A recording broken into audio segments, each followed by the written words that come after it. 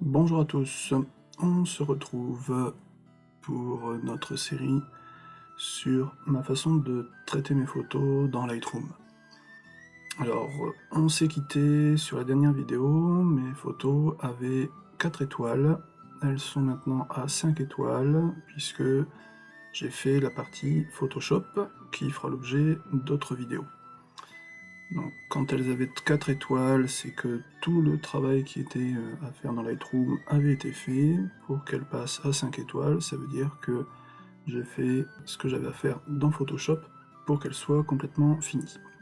On va donc passer, maintenant qu'elles sont à 5 étoiles et qu'elles sont donc finies, on va passer à l'exportation des photos.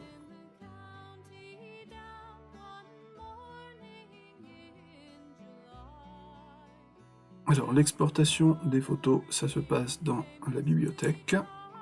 Donc, on était en développement, on revient dans la bibliothèque.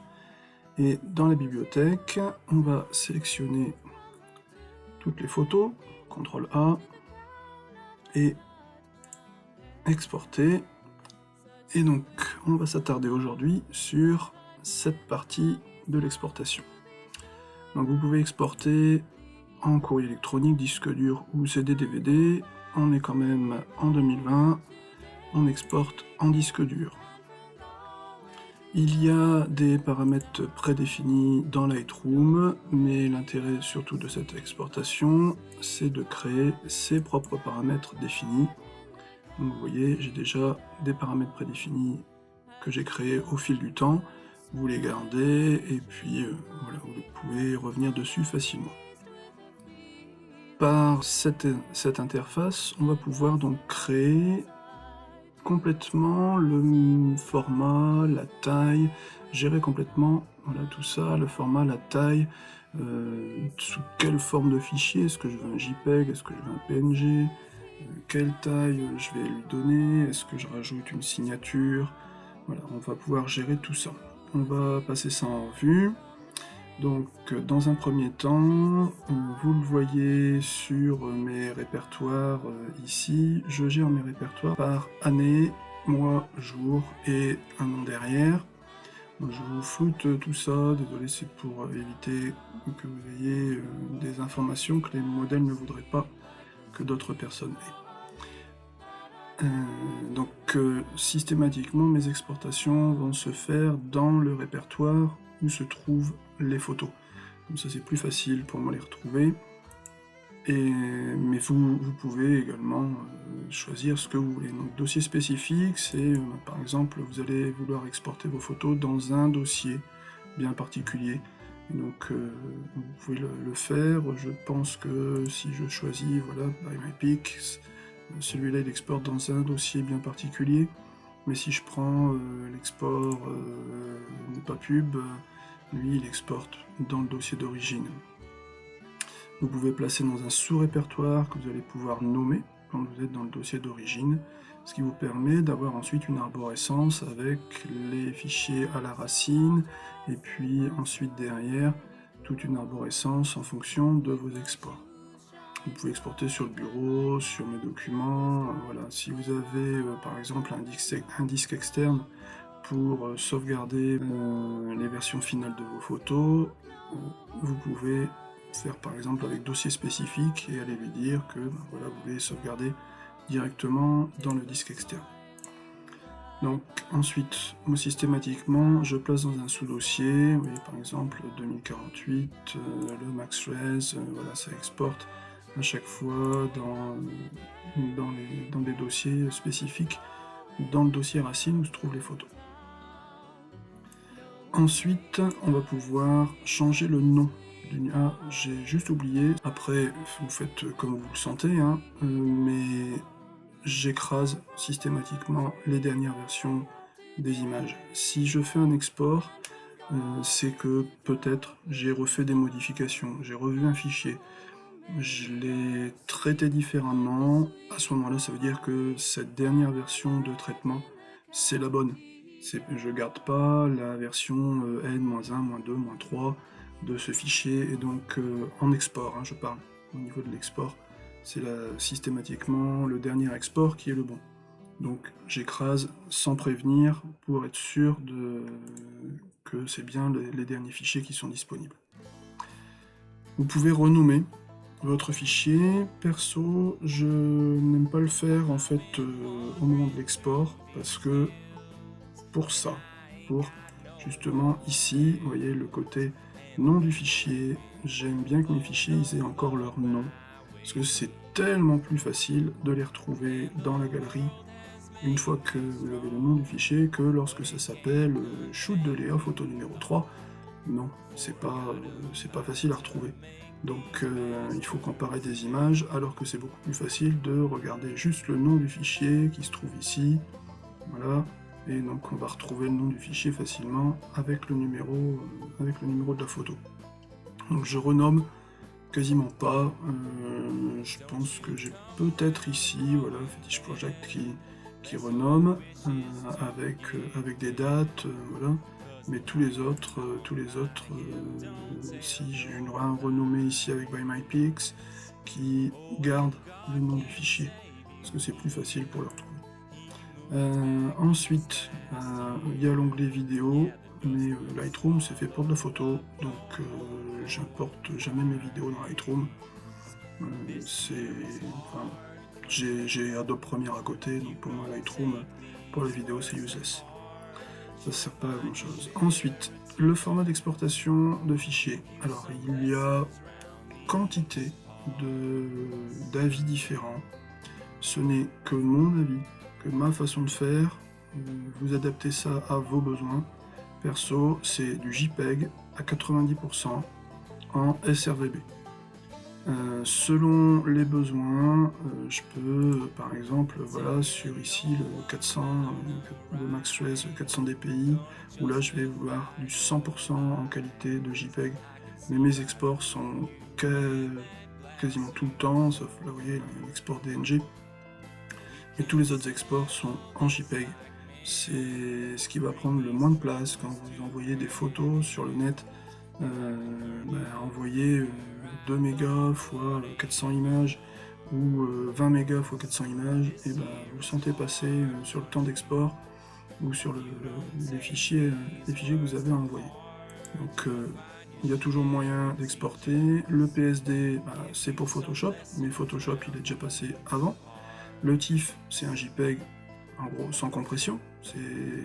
On n'a pas de compression, donc on se retrouve avec des fichiers qui sont énormes. Le PNG, quand vous avez des transparences, mais généralement dans Lightroom, j'ai pas de transparence.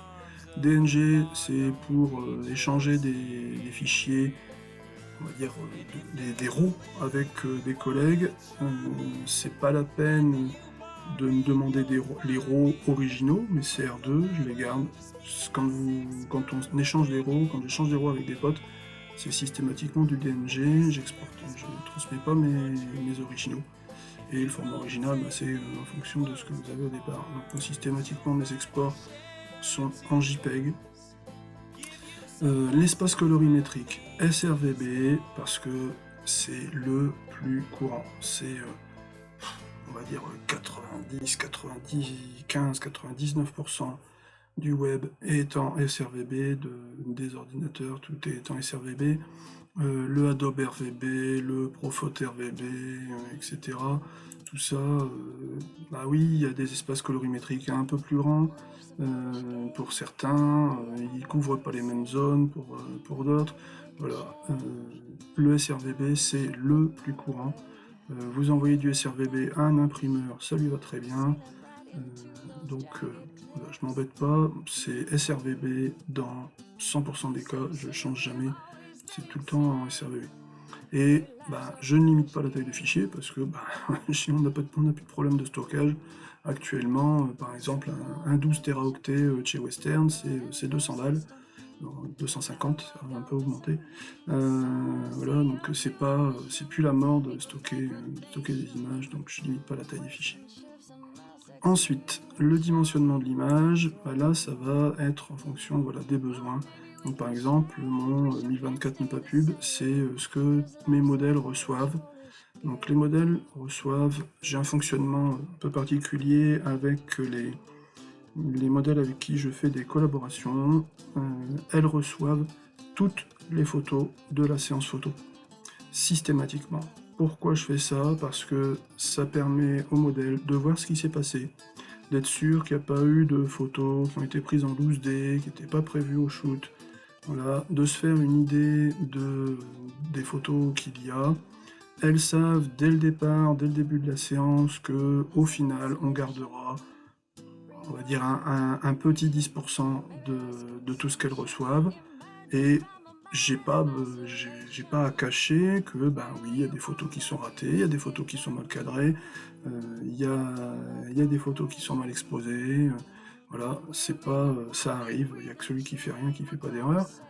Mais voilà, j'ai pas à cacher le fait que, ben oui, sur un shoot comme là avec Léa, on avait 200 et quelques photos, au final il y en aura 20, 25. Je, je me cache pas de ça, voilà, ça peut très bien, être montré au modèle, leur expliquer que, ben oui, à la fin il y aura X photos, pourquoi pas dire, ben voilà, on a fait une séance photo et au final on en garde 10, on en garde 20, on en garde 40, on en garde 10%, on en garde 50%. Voilà. Ça se discute avant le shoot, pendant le shoot, à la fin, mais il n'y a pas de raison de cacher les photos au modèle. Donc voilà, donc par exemple ici, sur mon 1024 ne pas pub, ben, c'est un redimensionnement à 1024 pixels sur la plus grande dimension, sur le bord le plus large, avec une résolution à 240 pixels par pouce. Ça, c'est le but de celui-là, c'est d'avoir des photos qui soient légères. 1024, c'est suffisant pour se rendre compte si la photo est convenable ou pas. Quand on regarde ça sur un écran de téléphone, sur un 13 pouces d'ordinateur, d'ordinateur portable, de Mac, voilà, c'est largement suffisant. Si par exemple je prends le MaxRes 400 dpi, bah, lui c'est le maximum, je redimensionne pas. Par contre, la résolution, je la mets à 400 pixels par pouce, parce que voilà, j'ai des besoins de résolution à ce niveau-là.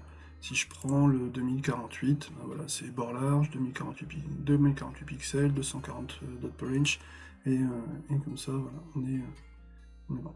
Alors, la partie netteté de sortie. Vous voyez que si je passe mes différentes exportations, le DNG, pareil, bon, le DNG il n'a pas ces trucs-là, voilà, si le netteté de sortie est là, mais si je prends les différents modèles d'exportation, ma netteté de sortie, je ne passe jamais par les modules de netteté de sortie à cet endroit-là, parce que on ne voit pas ce qui se passe. Je ne vois pas ce qui se passe.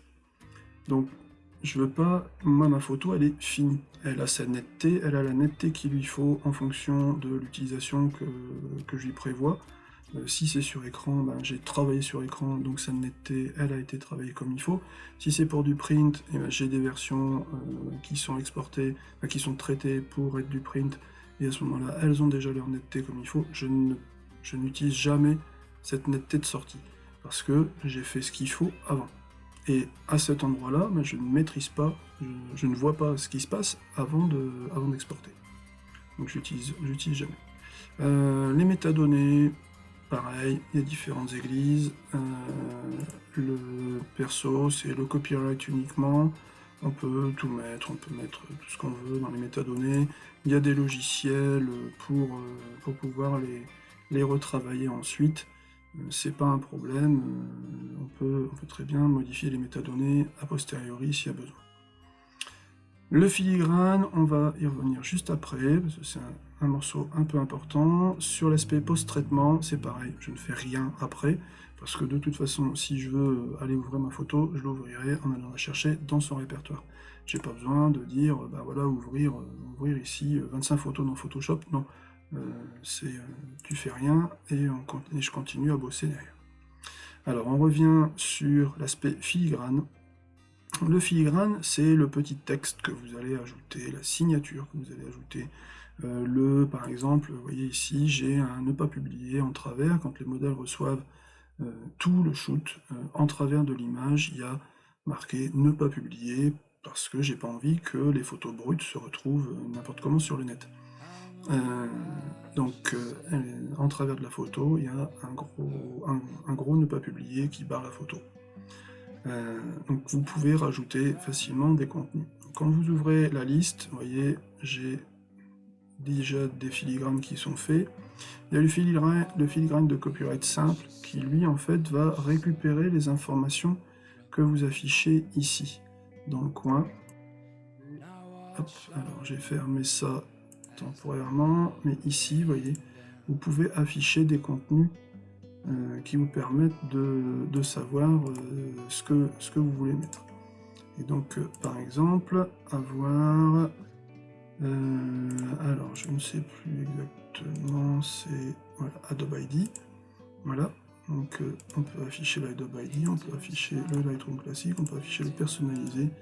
Donc ça récupère ces informations-là pour vous mettre votre filigrane, hop, ici, le filigrane de copyright simple.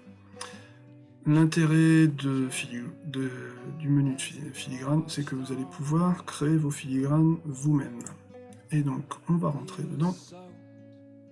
Donc voilà par exemple le filigrane que j'ai appelé photo Addas en bas à droite.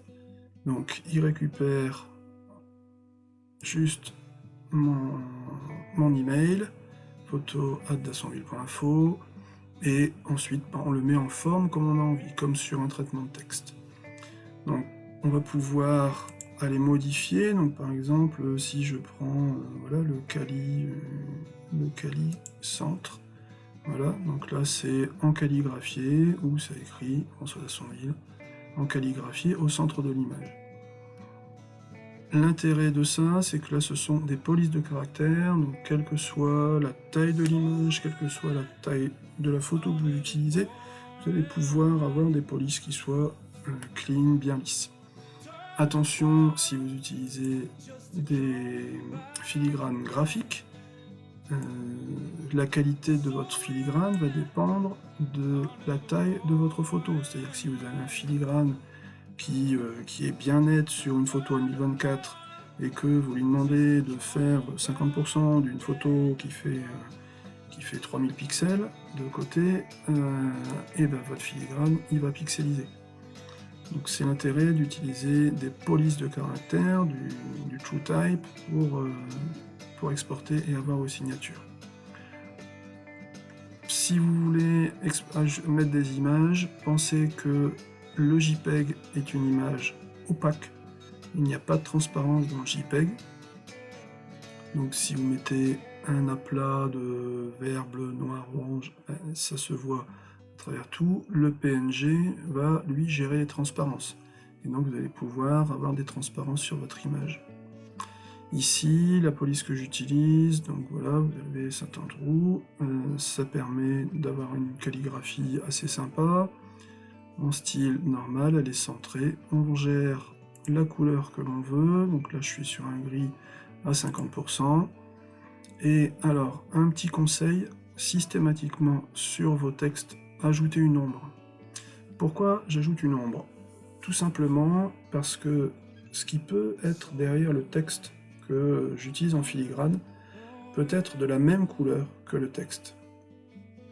Et donc, à ce moment-là, c'est difficilement lisible. Si j'ai un gris 50% derrière mon texte ne se verra pas. Si j'ajoute une ombre, à ce moment-là, mon texte va se détacher du fond, même s'il est de la même couleur que le fond. C'est l'ombre qui va donner la présence au texte. Donc systématiquement, pas besoin d'une grosse ombre, hein, vous voyez, j'ai 6 de transition, elle est très opaque, parce que j'ai envie qu'elle se voit. Son rayon est à 10 et l'angle à moins 90 degrés parce que voilà, je veux l'orientation comme ça.